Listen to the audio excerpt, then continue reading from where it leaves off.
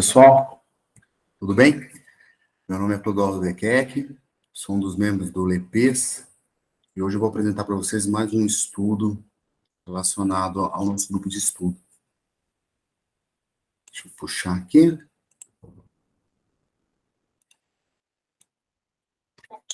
Esse estudo, pessoal, é fresquinho, é desse ano, e ele é muito interessante, porque ele analisou os efeitos de dois modelos de dieta restritiva, com foco em redução de massa corporal, com e sem exercício, de efeito aeróbico, sobre alteração na tolerância à glicose, na capacidade aeróbica e na composição corporal, com foco, com um grupo específico de mulheres obesas de meia idade.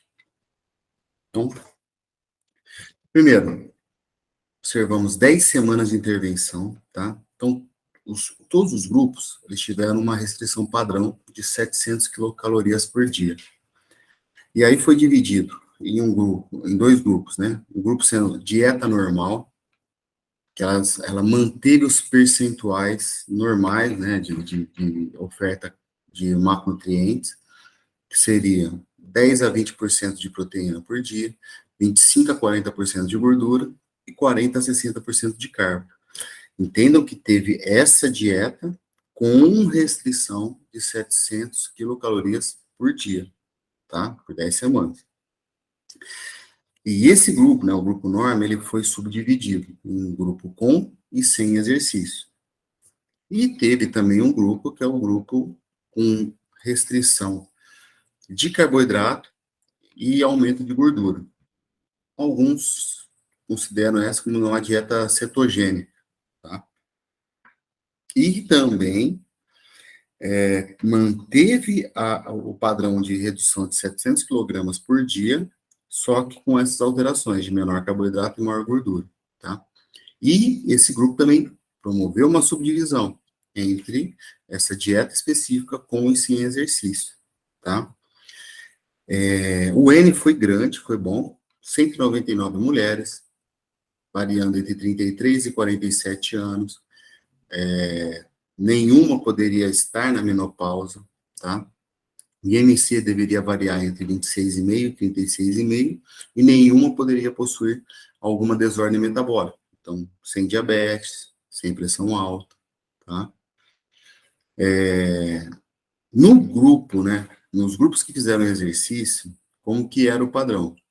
Elas realizavam 50 minutos de treinamento em HIIT, na bike, ou seja, treinamento intervalado de alta intensidade, e era composto, 50 minutos, por 7 séries de 4 minutos, pedalando entre 82% e 90% da frequência cardíaca pico, fizeram um teste para descobrir a frequência cardíaca pico delas, e trabalharam entre 80% e 90%, com 3 minutos de recuperação ativa. Então, eram blocos, de 4 minutos de ação por 3 minutos de recuperação ativa, 3 vezes por semana. A meta desses treinamentos era que houvesse 500 quilocalorias de efeito de treino acumulado por semana, ou por microciclo. Então, o que foi interessante nesse estudo é que eles conseguiram padronizar muito, tanto o grupo, quanto o N, quanto a dieta e os exercícios, e o programa de exercício. O que eles avaliaram, então, na avaliação antropométrica? Também, qual que era a quantidade de gordura, ou a variação da quantidade de gordura pré e pós, na região androide, que é entre a cintura e o umbigo, e a região ginoide, que é do quadril até o meio da coxa, tá? Além disso, glicose em jejum e a ingestão de glicose de 20 a 120 minutos, ou seja, se melhorou o consumo, a absorção de glicose por 2 períodos, tanto em jejum quanto por ingestão. E também avaliaram o VO2 máximo, ou VO2 pico, pré e pós-intervenção, ou pré e pós 10 semanas de intervenção. Então, vamos lá como resultado. Interessante. Todos os grupos, ou todas as intervenções, com dieta restritiva, né, normal e cetogênica, e as dietas com o exercício promoveram redução na massa corporal total. Agora, identificamos uma tendência. Sempre a gente fala que tem uma tendência, porque a diferença não foi significativa, tá? Então, teve uma tendência, a restrição de carbo e aumento de gordura promoveu uma maior redução na massa corporal em comparação ao grupo que fez uma dieta normal, dieta restritiva normal, tá? Porém, a restrição mais a prática de exercício, ou seja, qualquer uma das restrições somada à prática de exercício, promoveu uma maior eficiência, ou seja, o grupo que fez a dieta normal calórica, né, ou não calórica não, né, com distribuição normal de macronutrientes, mais exercício, e o grupo que fez a alteração, né, na distribuição, porém com exercício, teve maior eficiência na redução do peso em comparação ao grupo que só fez a dieta, ou as dietas restritivas. Uma outra coisa, né? Quando a gente compara a absorção de glicose, olha que interessante, né? Os quadrinhos, né, as cores em azul, são relacionados ao timeline da absorção de 0 a 120 minutos antes da intervenção e o laranja após a intervenção. Se a gente olhar, né, os grupos, dieta normal, mais exercício, e dieta com alteração do percentual, mais exercício, ambos os grupos apresentaram a mesma resposta, que foi uma tendência de redução, né, uma tendência de redução da quantidade de glicose em níveis, né, na corrente sanguínea, nos momentos entre os 0 e 120 minutos. Ou seja, identificou-se nesse estudo que houve uma absorção maior de glicose nesse período. O que isso leva, né? Se eu absorvo glicose mais rapidamente, eu consigo utilizar mais rapidamente. E não é só em exercício o uso da glicose. Eu tenho o uso tanto no coração, quanto no cérebro, e também pelo músculo, tá? Então, eu estou potencializando os meus resultados de função cardíaca, de função cerebral e de função muscular. Então, olha que interessante, né? A dieta mais exercício potencializa os ganhos.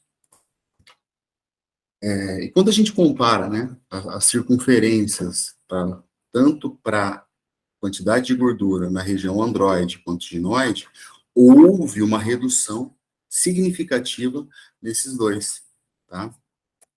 Se a gente olhar, todos tiveram, né? Tanto a restrição sem exercício, quanto a restrição com exercício, tá? Então, todas as intervenções promoveram essa redução. Porém, um ponto negativo é que também houve uma redução da massa muscular, ou da massa livre de gordura, tá? Isso é um ponto de discussão, né? O que aconteceu, né, nos grupos que fizeram exercício? Por que no grupo exercício também teve uma redução da massa muscular? O que a gente pode indicar é que a falta do treino resistido dentro desse programa levou a essa queda da massa muscular. Ou seja, eu treinar é eficiente para reduzir a redução da massa gorda. Agora, se eu treinar e apresentar um programa de exercícios mais equilibrado entre estímulos resistidos e estímulos de caráter aeróbico, eu vou conseguir reduzir a massa gorda e, na pior das hipóteses, eu vou manter a massa muscular ou a massa livre de gordura, tá? Então, o estímulo apenas aeróbico, em longo prazo, com dietas restritivas, né, uma dieta restritiva de calorias, não é tão vantajoso para a massa muscular. E isso é ruim quando a gente pensa em emagrecimento de longo prazo, porque em longo prazo essa pessoa vai estabilizar no peso, e estabilizando no peso, ela vai ter dificuldade de ganhos contínuos de emagrecimento. Tudo bem? E por último, o VO2 máximo. Aí, quando a gente olha, né, os grupos que fizeram só restrição calórica, eles tiveram uma redução do VO2 pico. Agora, os grupos que fizeram redução calórica com exercícios tiveram um aumento no VO2 pico. Então, olha que interessante, se a gente pensar só na capacidade aeróbica, só com estímulos aeróbicos, né, que é o HIIT, eu vou conseguir promover um emagrecimento aumentando a capacidade aeróbica. Novamente fica, né? Fica a discussão. Será que se eu trabalhasse com microciclos concorrentes, ou seja, com distribuição entre estímulos de caráter aeróbico e de caráter resistivo, eu não conseguiria promover simultaneamente melhoras na capacidade aeróbica, com pelo menos uma manutenção da massa muscular, né, ou da massa livre de gordura? Então, fica essa discussão. Agora, vamos entender, né? Dieta restritiva com exercícios é muito interessante. A gente pensa em redução de massa gorda, redução da massa corporal total, manutenção da capacidade aeróbica, né? E fica o ponto de discussão de nós organizarmos necessariamente esse ajuste do caráter do microciclo, né? Incluindo estímulos resistidos, para que haja pelo menos uma manutenção da massa muscular. Bom, pessoal, esperamos que tenha contribuído esse estudo, esse artigo. Fiquem à vontade sempre para discutir, coloquem nos comentários, nos siga. Se você tiver algum amigo que está estudando o emagrecimento, o efeito do exercício no emagrecimento, encaminhe para ele. E se ele tiver dúvida também, nos procure. Até a próxima e bons estudos.